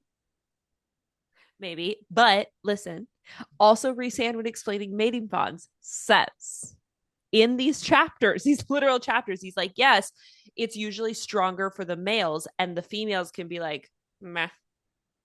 Which is a very Nesta thing to do. Like, it's there, but I'll deal with it later. So, still on the table. Now I'm going to push against my own words of like, we have not heard if they have a mating bond, but No, one no. of the like things that I noticed is despite her maybe frustration with Cassian or, her, like we've talked about, like pushing back against him because he'll continue to come back.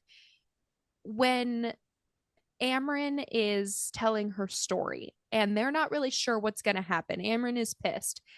He gives Nesta this look of like, get behind me. And she allows him to protect her. And that felt like a big moment between For the two of her, them, although yeah. so small and not at all big in the picture of what Amryn's telling us. For her to see, like they had this moment together and he's like, I'm going to protect you, please get behind me, and she says yep, and she like tippy toes to look over his shoulder so she can still see what's going on, but she allows him to protect her in that moment, and I thought that was huge for the both of them. And all of that is done without actually saying anything, just through eye Yeah, contact. Like, yeah, yeah, just huge. yeah. So, Cassian. Okay, so Asriel now. Yes. Asriel, he is a character that I don't typically expand on too deeply. And it's usually because he's in the background of the scenes. He's Mm-hmm. doesn't really usually have a lot of dialogue. And I guess that's understandable given the nature of his character, right? Like he's the shadow singer. He is back in the corners. He's just kind of like stealthy going from here to there. And Feyre's like, how'd you get there? Oh shit. What? Now you're over here. When He did just you move? shows I up. didn't see that. Okay. And I think it's interesting to see more of his character emerge in these chapters and for him to be the person who speaks up more with kindness and helping Feyre. I love that.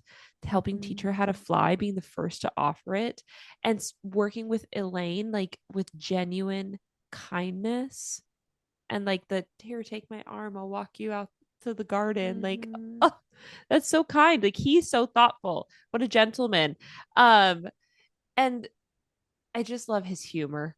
He's so funny the Mm-hmm. way he just laughs at stuff. He thinks he's so funny and he loves everybody else in the silly jokes that they make. So Mm-hmm. I appreciate that. Um and I'm just trying to like imagine this scary, sneaky Azriel blushing. Yes, that moment when he blushes. I'm like, whoa, that's You're another so side of beautiful. Az. Yeah, Like because Elaine calls Elaine him made him beautiful. blush. Yeah, yeah. So I thought that was really sweet. Um, Mm-hmm.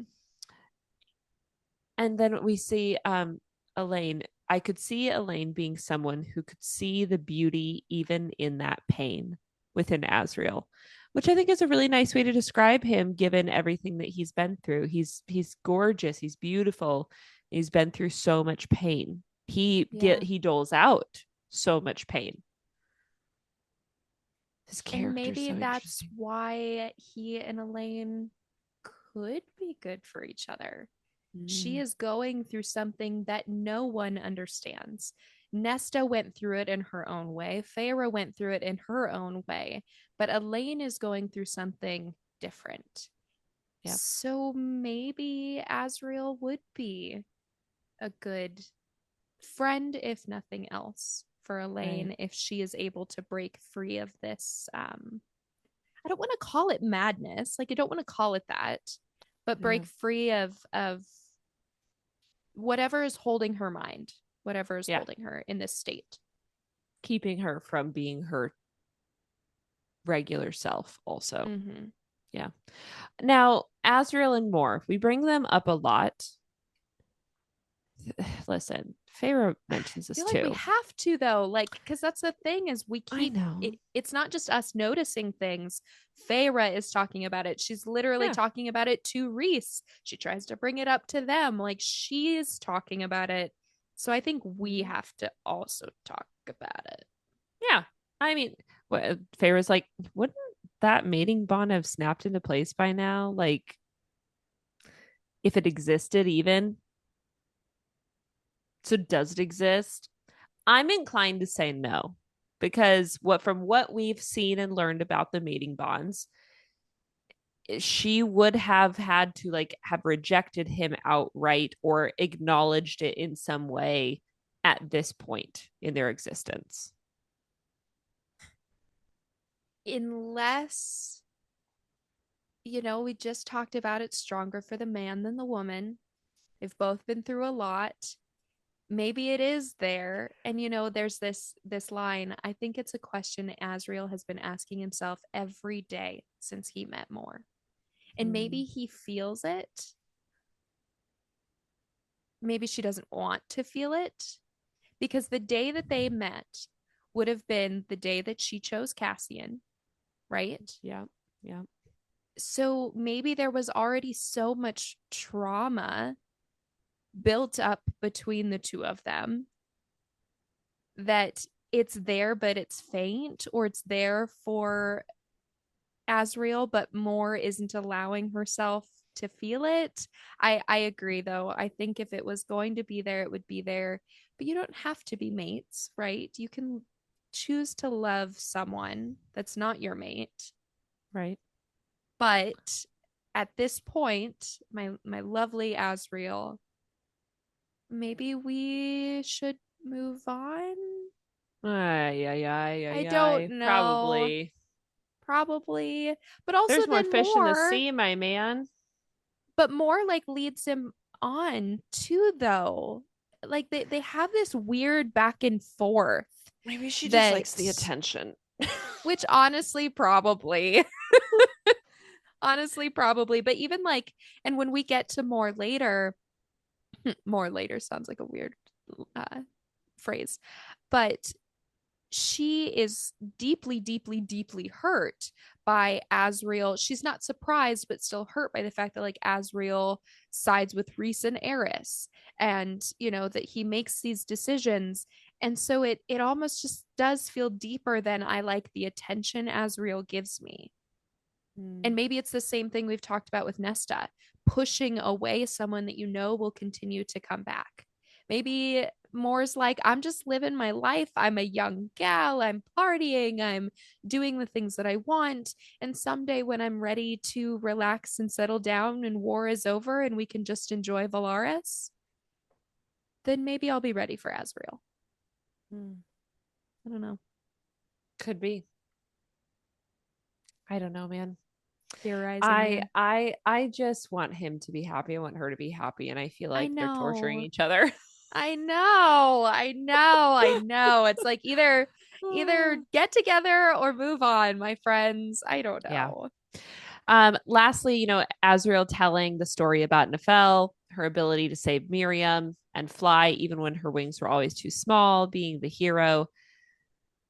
I love that Azriel is the one to tell her this story because of his experiences when he was younger. Mhm. And I have to imagine that when he learned about this story from Resand, he must have felt so vindicated and like, okay, like it's okay that I learned later. That Mhm. doesn't have to be my weakness. Mhm. And that they talk about, you know, our weaknesses may not be weaknesses. They may actually be strengths, and that we can kind of hold each other up through these quote unquote weaknesses, Yeah, between the inner circle and between the Bat Boys. So I love that Reese gave him that story. That's so special. it's beautiful. Anything else you want to add about Azrael? No, as much as I love Az, I think I'm ready to move on to Reese. Resend. Okay. Oh, Mhm. Reese. Okay. The Reese in these chapters was a lot. All right. I want to It's start with always a lot. getting that like petty revenge on Nesta. He's like, well, I can't hurt you, but I don't like the way you treated my mate during her childhood. So what could I do as your brother-in-law? I can make you vomit by flying really fast. Yeah, that felt the that felt like something he would do. And honestly, I thought it was funny. You know what? I think Nesta deserves it, so it's fine. Oh, but you know what's not cool? Come on, man. Be a better communicator. You're so good. You're known for being a good communicator. And then you keep all of Yeah. these secrets about Eris from Moore and from Feyre. Like you're out here plotting. I don't like that. And you know, he regrets it. He feels bad about it. He truly is feeling remorseful about it. But I didn't appreciate that. And I think Amryn was right to say, you know, Reese, you played your cards correctly, but you Mhm. also should have been more considerate within that. He's like, Yeah. yeah, yeah, you did do the right thing when it comes to how to handle the situation. Good for you. But like, where was your consideration for all of the other feelings when all you had to do was just tell us? That was Right. it. That's all you had to do so that we weren't blindsided by it. Yeah. Yes. And, you know, he feels a lot of shame. And I think that shame is warranted in this situation. Yeah. And apparently, character growth can still happen after 500 years. What wouldn't you Uh, know? we can never stop growing and learning. And this reminds us too that like Reese's decisions, while for the greater good, may not always be good. Yeah. And you have to, I think you have to give him grace, but then this is a reminder to give others grace. Maybe give Eris grace, give Feyre grace, that they're doing the best they can. That line from Cassian, I keep replaying in my head of, you know, there's no time for good ideas. We just have to kind of decide. We just have to Yeah. do what we can. And for him to feel shame and guilt is good because then we know that he is this good person that we have come to love as a character, as opposed to the nasty that he puts on for the world to see. Absolutely. Now, we did see him in this moment of talking about Amarantha. Like, if Amarantha Mm. walks through that door right now and could buy us a chance with Hybern, keep you all alive, I would thank the fucking cauldron. Whoo, Reese, in this What a moment, I'm like, line. yeah, you're speaking from anger. Like, he goes on to be like, nah, I'd kill her right then and there if anyone he's being honest with Feyre. But he's so angry in this moment because I think this is his retaliation of his own shame. He's like, Yes. I kind of hate myself right now for what I did, and instead of being honest and vulnerable in this moment, I'm gonna lash out. Yeah. Wow. Well, here's the thing. Haven't we all kind of done that before? The question is, are you going to allow that to be the last thing you say, or are you going to follow it up with an apology? Right. Which thankfully he does. We Yeah. learn that he and Moore chat and that, you know, they're able to move on from it. Because I think there's this moment, at least for me personally, reading it the first time, that I was like, oh no, do not give me what just happened in the spring court. Do not cause cracks in the inner Mm, circle. Do not do this to me right now, SJM. And so then to have Moore later tell us, we talked about it, you know, it hurt my feelings, but I understand. I'm so glad we got that sort of clarification yeah. later that nope, we're okay. It's not fine, but it's fine. Um, you know, this man and his lines, that was quite the line about Amarantha. But he also drops in these little quips, these little funny pieces every once in a while. And I just want to mention this one that made me fucking laugh out loud the other day is his response to the Carver's asking price. And he goes, if he wants the fancy dinner plates, he can have them. And I just, it just, every time when Azrael cracks a joke or laughs at someone's joke, when Reese says these sarcastic comments, they make you feel like they are human. Now they're not, and they're characters, but it Mhm. gives you connection to them and makes them feel real because it's not Yeah, just all war. It's not all sex. It's not all, humans are multifaceted people, and these fae in these characters are multifaceted, which I think is really nice. absolutely. Now, we've been talking a lot about more. We've mixed her into discussions with Azrael. We've mixed her into discussions with Rhysand. Like she's been kind of sprinkled all throughout this. And Mhm. what I all I really want to add about her here is I feel like her story is not giving us any clarity. I feel left with more questions about her character than anything. Like when she asks Eris if he wants another bride to torture, and he says, I don't know who fed you that lie to begin with. There's clearly a lot more here. And I mean, think about back to Jurian. You were always so good at lying, Morgan. Mhm. I think my understanding of where the truth lies with her is becoming very blurred. Yeah. Does she not see the truth with Eris because of the hurt and the trauma and the pain? Is she choosing not to see and share the truth? Yeah, I find that very interesting and very scary. Mm, She's number three. Well, okay, here's the thing. Yeah, she's number three. Amren's two, she's three. Reese and Feyre are one, right? They're yeah, they're both yeah, yeah, number one. But yeah, it's a little terrifying to think, okay, so what then are you hiding or holding back on? And you hope yeah, that it's just things that don't maybe ultimately matter. Like maybe Eris just really is a dick and it doesn't really matter what his explanations are, but it feels like they do. And it feels like that's not going to look very good for you more if he comes out with truth that you either chose not to see or chose not to share when yeah. that's supposed to be your ultimate gift. It's a little scary. Yep. Yep.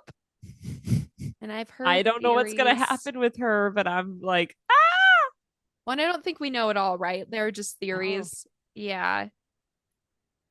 I want to love more, and I do love more. I also like, you have to think that she has had a lot of trauma. She has had a lot happen in her life that if she broke, I guess I could see why she would potentially. yeah, yeah, Um, I appreciated that after talking to Reese and then talking to Feyre, she acknowledges, I would have done the same thing that Reese and Asriel did. I would have made a bargain with Eris if it meant keeping Baron from hunting you, Feyre. That's what I would have done.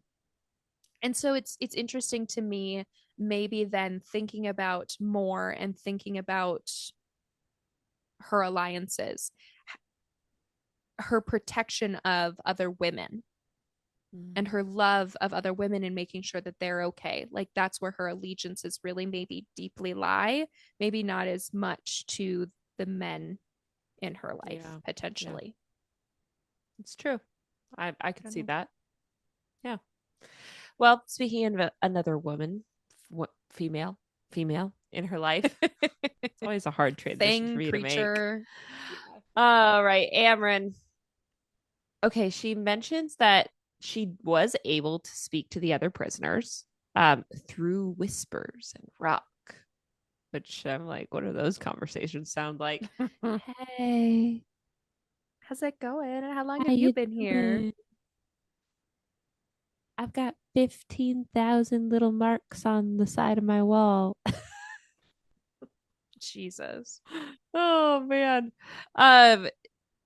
She I do notice has a far more vested interest in Nesta initially than she ever did with Feyre. Just like, Mm-hmm. what are you, girl? You're powerful. Mm-hmm. Oh, wait, what's Amber attracted to? Power. Power, power, Did power, power, but Feyre power. at the time was supposed to be like full of it, but I just never felt like Amber was really that into like hanging out and helping Feyre. She also is like kind of like I mentioned it in the summary, she's very testy with her right now. She bares her teeth at her more. She's like sighing at the ceiling, like, go away, dismisses her with a wave. Like she is just not having it with Feyre right now. And she Yeah. feels different in this book too. She feels more like that kind of frustrated old monster that I think I would have Uh-huh. expected because we're getting Feyre's point of view. So maybe Right. if it was Nesta's point of view, it would be different. But from Feyre's point of view now, just kind of being ignored by her and not being, the attention on her as the one who can fix and save everything. I'm going to say this because this is something I feel like I'm noticing. Our our point of view is still Feyre, but I feel like we're really starting to transition from Mm. the story being about Feyre to the story being about Nesta and everyone else. Which, of course, it's a bigger, we've got more characters than, of course, we did in ACOTAR and even ACOMAF. But I feel like we're slowly starting to get a transition from the story being centered on Feyre to being centered now on her sisters and then potentially transitioning to one, sister. Because I think we know, right, that like future books are Mm. focused more heavily on Nesta than they are on Feyre. Yeah. Yeah. Well, that is very true. I agree with your perspective there of like we're seeing this through Feyre's POV, so maybe that skews how we see Amryn as well. That's completely fair. I did really enjoy when Amryn was telling us more about her backstory. Finally, Mm-hmm. okay, Yes. needed that. I had to give something up. I had to give me up to walk out. I had to become something the prison wouldn't recognize. So I bound myself in this Fey body. And that I was like, okay, cool. Where'd you learn to do that? You spent And whose body? 15,000 years in there before you decided that you were ready to come out. Did you know how to do this the whole time? That's a long time to come to terms with something like that. But I mean, yeah, she gave a lot up, so I guess I understand that. Um, we talked about how she previously didn't feel anything on a full spectrum and she did not regret, mourn, or feel pain. I thought Which is that was interesting. interesting. The line I was perfect according to some. Who are that? Who's some? I would like to know that. Okay. Um, and even then, she felt different. She questioned too much. She was curious and she saw that rip in the world after her siblings are laying waste to twin cities. And I said, clock it. Where are those cities? Minneapolis? I need to know. Yeah. I just was like, if I Where's ever that? read something about a twin city in the future, I feel like I need to be like, Yeah. where is this? Is this? I just need to know. Okay. That I have nothing else to help you with that. I'm just saying I want to remember it. Okay. Just Um, in case we just in ever get case. Twin Just in Cities. case. That is constantly how I feel reading these books is I'm always like, does this mean something? Could this mean Mm-hmm. something? How about this? Oh goodness. This description gave up true God-like burning grace. Mm. Hmm. Okay. If I was unbound, which like would she not have to be to go back to her world? I don't know. But I Mm-hmm. would not remember or care for any of you. I'd either smite you or abandon you. Smite is a very interesting word. Mm-hmm. Feels very godlike. Yeah. And then I think, what's a messenger of a god? Mm-hmm. And And a then I think soldier about, assassin.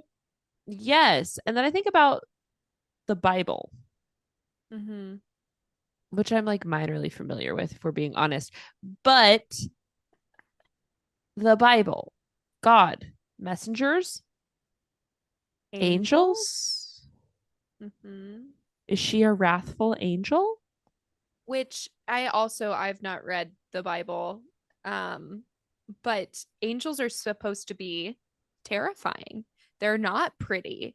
They're not halos and gorgeous balls of light. They're terrifying. So Just saying that Yeah.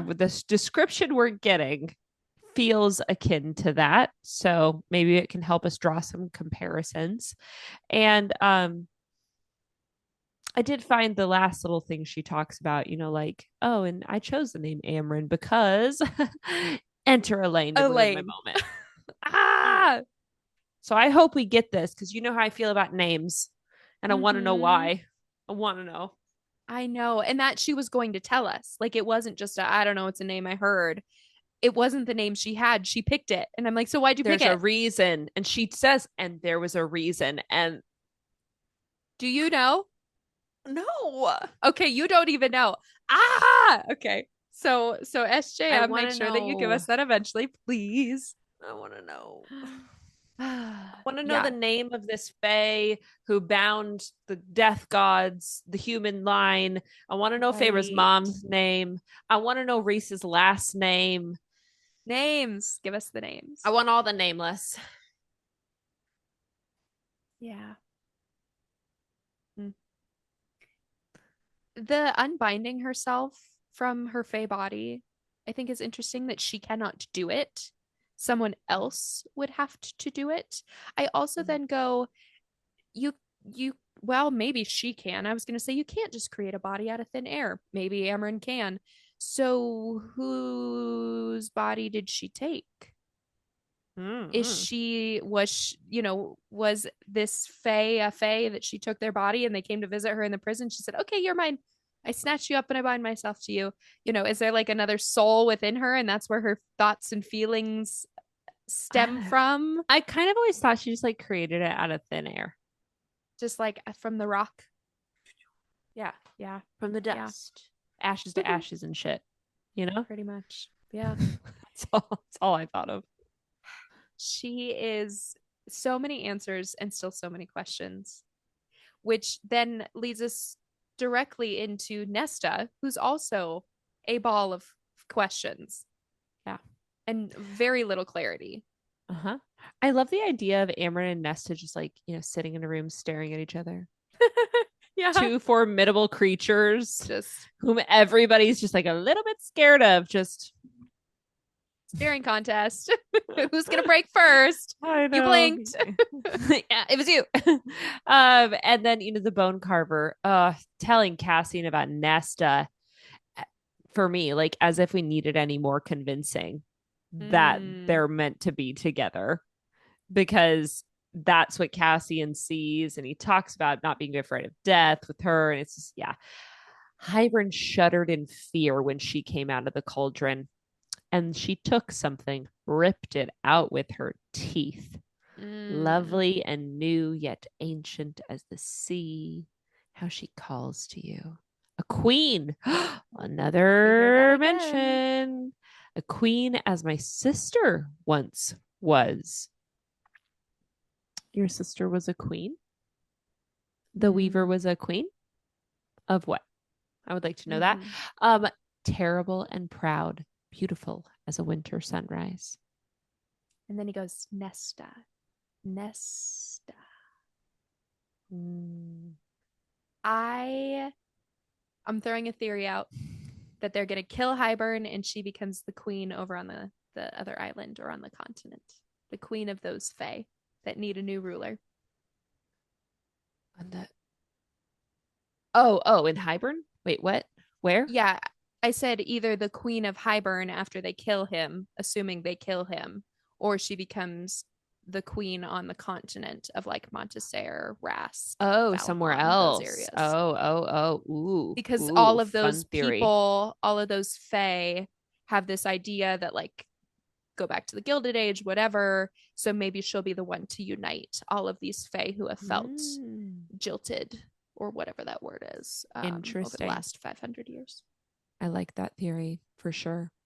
Um, we know that she has a lot of guilt over Elaine. We can see that in her face. We Mm-hmm. don't see a lot of varied emotions from her, but we do get guilt. And hurt, I think, not just rage, but pain Yeah. for seeing what's happening. Yeah. And then my last thing about her was just her eyes, right? We get a lot of mention of Amren's eyes and the liquid silver of them. Well, now we've gotten quicksilver in Nesta's eyes, fluid, ice, flame. Mhm. Very similar descriptions. Yes. I love Yeah. this idea that her power comes from death and that Cassian has seen it, others see it. I like that the Bone Carver, they're like he's giving us inklings, but I don't even think he knows what it is. And Mhm. Cassian's like, I just wanted to see. I wanted to know so I can help. So I can, I don't know, guide this understanding of being so attached to death. Mhm. Um, and this idea that her time in the cauldron, this little hint, I made it give something back. Yeah. It took from me, but I took from it. And I'm like, oof, what, how do you take something from the cauldron? That's I don't crazy. know, but her eyes, Amren's eyes. Lucian can't describe what she is because she doesn't feel like them. Mm-hmm. She is being described as death. And We've just old been and in and old. ancient. We've just been introduced to the idea of death gods. Mm. Amren comes from a god. Mm. Was Nesta made into a god?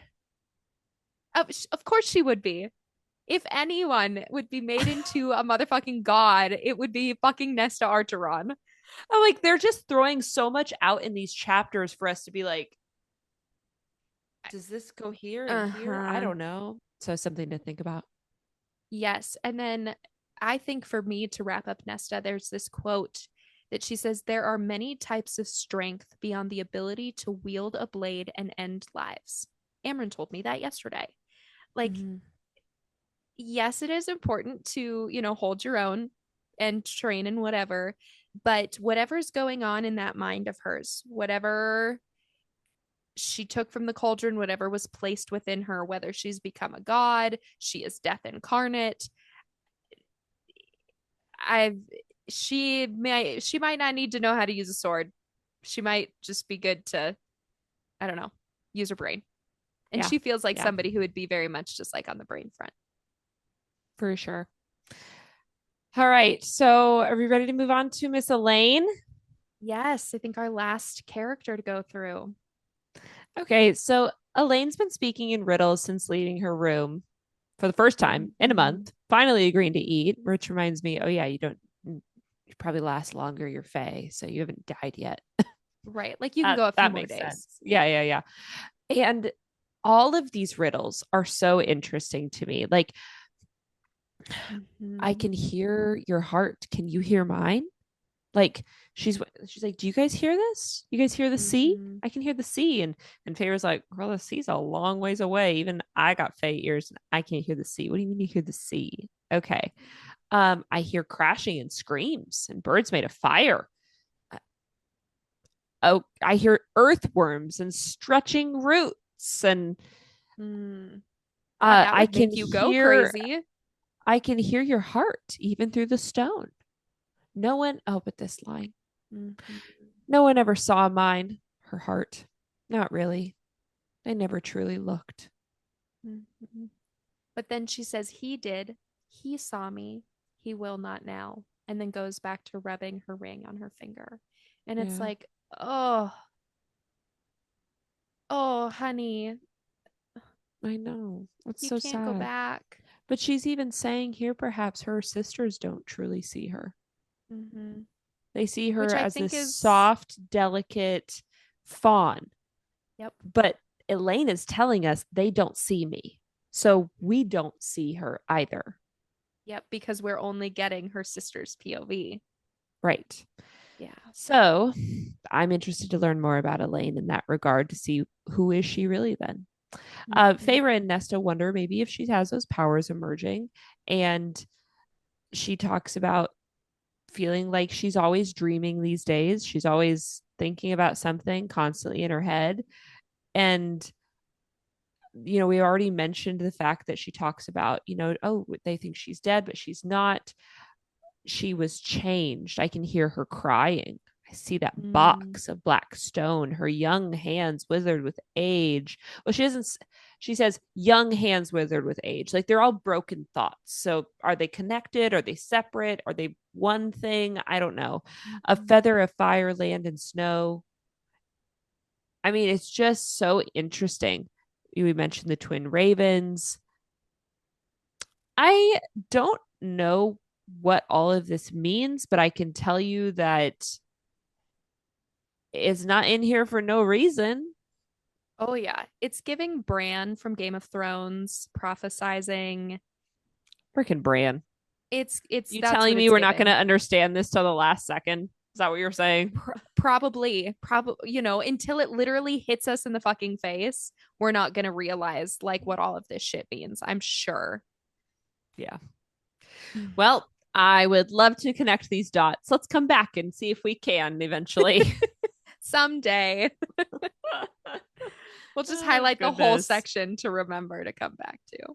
I know. I know. Well, there's plenty that didn't click for us, but anything else for you?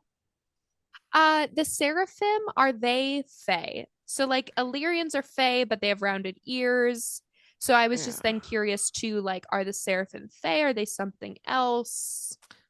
I assumed yes, but I perhaps don't know for sure. Okay. Because I feel like high fae and then there's Illyrians and seraphim, So if Yeah. I was, yeah. Okay. Nesta.